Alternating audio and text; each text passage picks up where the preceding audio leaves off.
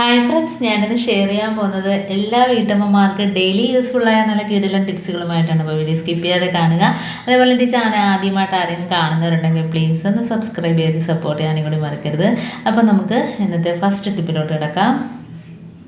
അപ്പം നമ്മൾ ഇതേപോലെ നമ്മുടെ കഥകൊക്കെ കാറ്റത്ത് അടഞ്ഞു പോകാറുണ്ടല്ലേ, അതുപോലെ അടഞ്ഞു പോകുമ്പോഴത്തേന് ഇതേപോലെ നമ്മൾ ഡബിൾ ടേപ്പ് ഒരു മൂടിക്കകത്ത് ഒട്ടിച്ചതിന് ശേഷം നമ്മുടെ കുപ്പിയിലെ മൂടിയുണ്ടല്ലോ ഇതേപോലെ വെച്ച് കൊടുക്കുകയാണെങ്കിൽ കഥക് അടഞ്ഞു പോവില്ല. അപ്പോൾ കുട്ടികളാണേലും റൂമിലൊക്കെ കയറി കഥ അടയ്ക്കാറുണ്ട്. അപ്പോൾ ഇതേപോലെ ചെയ്താൽ മതി. അപ്പോൾ പെട്ടെന്ന് കണ്ടോ കാറ്റത്ത് അടഞ്ഞു പോകില്ല, എത്ര ശക്തിയായിട്ട് അടഞ്ഞാലും അടഞ്ഞു പോകില്ല. അതുപോലെ ഭിത്തിയിലൊക്കെ നമ്മൾ കഥക് വന്ന് തുറക്കുമ്പോഴത്തേന് ഇതേപോലെ ഭിത്തി പൊട്ടാറുണ്ട് കണ്ടോ. അപ്പോൾ അവിടെയും ഇതേപോലെ ഒരു ഡബിൾ ടേപ്പ് മൂടിക്കകത്ത് ഒട്ടിച്ചതിന് ശേഷം ഇങ്ങനെ വെച്ച് കൊടുക്കുകയാണെങ്കിൽ നമ്മളെ കഥക് പോയി അടിച്ച് ഭിത്തിയൊന്നും കേടുവരില്ല കണ്ടോ. അപ്പോൾ ഇതേപോലെ കൂടുതലും കാറ്റത്തൊക്കെ കഥ അടഞ്ഞു പോവുകയാണെങ്കിൽ ഇതേപോലെ ചെയ്തു കൊടുത്താൽ മതി. ഇപ്പോൾ വെറുതെ കളയുന്ന കുപ്പിയുടെ മൂടികളൊക്കെ ഉണ്ടെങ്കിൽ നമുക്ക് ഇതേപോലെയൊക്കെ ഉപകാരങ്ങളുണ്ട്. അപ്പോൾ അതേപോലെ തന്നെ ഗ്യാസ് അടുപ്പിൻ്റെ കാൽഭാഗത്ത് ഇതേപോലെ ഓരോ മൂടി വെച്ച് കൊടുക്കുകയാണെങ്കിൽ ഉണ്ടോ നമുക്ക് ഗ്യാസ് അടുപ്പ് പെട്ടെന്ന് അങ്ങോട്ടും ഇങ്ങോട്ടൊക്കെ നീക്കി ക്ലീൻ ചെയ്യാനായിട്ട് പറ്റും കേട്ടോ. അപ്പോൾ വളരെ ഈസി ആയിട്ട് തന്നെ നീക്കി ക്ലീൻ ചെയ്യാം. ചില ഗ്യാസ് അടുപ്പിൻ്റെയൊക്കെ കാല് വർഷങ്ങളാകുമ്പോഴത്തേന് അതിൻ്റെ കാലൊക്കെ പൊടിഞ്ഞു പോകാറുണ്ട്. അപ്പോൾ ഇതേപോലെ വെച്ച് കൊടുത്താൽ മതി. അപ്പോൾ ഞാൻ ബ്ലാക്ക് വെച്ചിട്ട് കാണാത്തതുകൊണ്ടാണ് വെള്ളയും അതേപോലെ റോസ് കളറും വെച്ച് കൊടുത്തത്. നമുക്ക് സ്ഥിരം നമുക്ക് വെച്ച് കൊടുക്കാൻ ബ്ലാക്ക് ആയിരിക്കും ഭംഗി, കാരണം കറുപ്പായതുകൊണ്ട് കണ്ടോ. അപ്പോൾ അങ്ങോട്ടും ഇങ്ങോട്ടൊക്കെ നീക്കി ക്ലീൻ ചെയ്യാനൊക്കെ വളരെ ഈസി ആയിരിക്കും. ഇനി നമുക്ക് നെക്സ്റ്റ് ടിപ്പിലോട്ട് കിടക്കാം. ഇപ്പോൾ നമ്മൾ അരിയൊക്കെ വണ്ട് കയറി പുഴുവൊക്കെ കയറിയിട്ട് ചീത്തയാവാതിരിക്കാൻ വേണ്ടിയിട്ട് ഇതേപോലെ കായപ്പൊടി ഉണ്ടല്ലോ, അത് നമ്മൾ ഇതേപോലെ അരിക്കകത്ത് ഇട്ടൊന്ന് ഇതുപോലെ ഒന്ന് പൊതിഞ്ഞ് വെക്കുകയാണെങ്കിൽ നമ്മൾ അരി പെട്ടെന്ന് ചീത്തയായി പോകില്ല കേട്ടോ. അപ്പോൾ അതിനുള്ള വണ്ടൊക്കെ പോയി കിട്ടുകയും ചെയ്യും. അടുത്ത ടിപ്പിലോട്ട് കിടക്കാം. അപ്പം മെഴുകുതിരി നമ്മളിതുപോലെ ഫ്രീസറിനകത്ത് കുറച്ച് നേരം വെച്ചിട്ട് കത്തിക്കുകയാണെങ്കിൽ നമ്മൾ സാധാരണ കത്തിക്കുന്നതിനേക്കാളും കുറച്ചുകൂടെ അധിക നേരം നമുക്ക് മെഴുകുതിരി കത്തിച്ച് എടുക്കാനായിട്ട് പറ്റും. അപ്പോൾ ഇതേപോലെ ചെയ്യാത്തതൊന്ന് ചെയ്ത് നോക്കുക.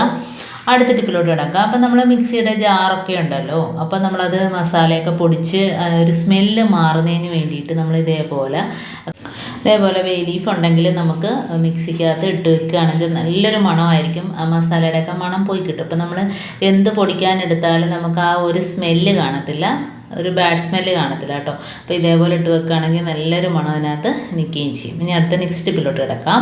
അപ്പോൾ നമ്മൾ ഫ്രീസറിനകത്ത് നിന്ന് പെട്ടെന്ന് ഇറച്ചി നമ്മൾ വെള്ളമൊക്കെ ഒഴിക്കാതെ അലിഞ്ഞ് കിട്ടണമെങ്കിൽ, പെട്ടെന്ന് വിട്ട് കിട്ടണമെങ്കിൽ നമുക്ക് കുറച്ച് ഉപ്പ് പൊടി ഇട്ട് കൊടുക്കുക കേട്ടോ. അപ്പോൾ നമുക്ക് ആവശ്യത്തിന് എടുത്തിട്ട് ബാക്കി വേണമെങ്കിൽ വെക്കുകയും ചെയ്യാം. വെള്ളം ഒഴിച്ചിട്ട് പിന്നെ വീണ്ടും നമ്മളത് എടുത്തതായതിന് ശേഷം വെക്കാൻ പാടില്ലല്ലോ. അപ്പോൾ അങ്ങനെ ചെയ്യണമെങ്കിൽ ഇതിൽ നിന്ന് ഓരോന്നായിട്ട് വിട്ട് കിട്ടും. അപ്പോൾ നമുക്ക് ആവശ്യമുള്ള പീസ് എടുക്കുകയും ചെയ്യാം.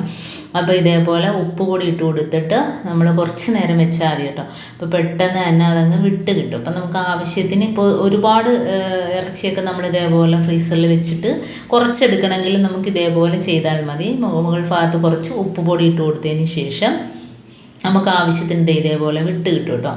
അപ്പോൾ ഇതേപോലെ എടുക്കുക, ആവശ്യത്തിനടുത്ത് നമുക്ക് ബാക്കി ഫ്രീസറിനകത്ത് തിരിച്ച് നമുക്ക് വെക്കുകയും ചെയ്യാം. അപ്പോൾ ഒരുപാട് ഇറച്ചി ഉണ്ടെങ്കിൽ ഇതേപോലെ ചെയ്ത് നോക്കാം.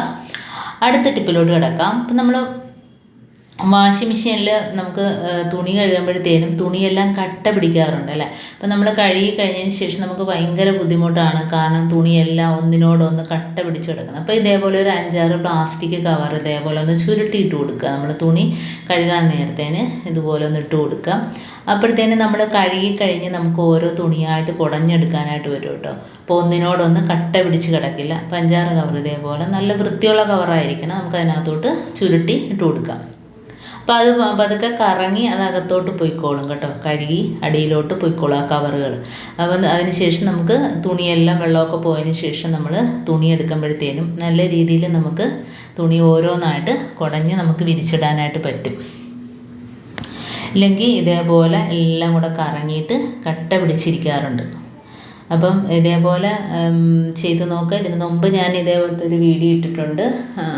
തുണി കഴുകുമ്പോഴത്തേനും ഒന്നിനോടൊന്ന് കുരുങ്ങാതിരിക്കാൻ വേണ്ടിയിട്ടുള്ള വീഡിയോ ഇതിന് മുമ്പ് ഞാൻ ഇട്ടിട്ടുണ്ട്. ആവശ്യമുള്ളവർ പോയി കാണുക. ഇതിപ്പോൾ കറങ്ങി വരുമ്പോഴത്തേനും ആ പ്ലാസ്റ്റിക് കവറൊക്കെ അടിയിലോട്ട് പോയിക്കോളൂ കേട്ടോ. അപ്പോൾ അതിനെല്ലാം ശേഷം വെള്ളമെല്ലാം വാർന്ന ശേഷം നമുക്ക് തുണി ഓരോന്നായിട്ട് എടുക്കുക. ഞാൻ കാണിച്ചു തരാം കണ്ടോ. നമുക്ക് ഓരോന്നായിട്ട് ഇങ്ങനെ എടുക്കാം. ഒന്നിനോടൊന്ന് കട്ട പിടിച്ച് കിടക്കില്ല. ഓരോ തുണിയായിട്ട് നമുക്കെടുത്ത് വിരിച്ചിടാനൊക്കെ വളരെ എളുപ്പമായിരിക്കും കേട്ടോ. അപ്പോൾ ഇന്ന് ഞാൻ കാണിച്ച എല്ലാ ടിപ്സും നിങ്ങൾക്ക് ഇഷ്ടമായെന്ന് വിചാരിക്കുന്നു. അതിലേതെങ്കിലും ഒന്ന് യൂസ്ഫുള്ളായിട്ട് നിങ്ങൾക്ക് തോന്നിയിട്ടുണ്ടെങ്കിൽ ഒന്ന് ലൈക്ക് ചെയ്യാനും കമൻറ്റ് ചെയ്യാനും സബ്സ്ക്രൈബ് ചെയ്യാനും മറക്കരുത്. അതേപോലെ ബെല്ലൈക്കൻ എനേബിൾ ചെയ്യാനും മറക്കരുത്. എന്നാൽ മാത്രമേ ഞാനിടുന്ന ഓരോ വീഡിയോസും നിങ്ങളുടെ മുമ്പിൽ നോട്ടിഫിക്കേഷനായി എത്തുകയുള്ളൂ. അപ്പം ഇനിയും ഇതുപോലുള്ള നല്ല നല്ല ടിപ്സുകളുമായിട്ട് വീണ്ടും കാണാം. അതുവരേക്കും താങ്ക്സ് ഫോർ വാച്ചിങ്.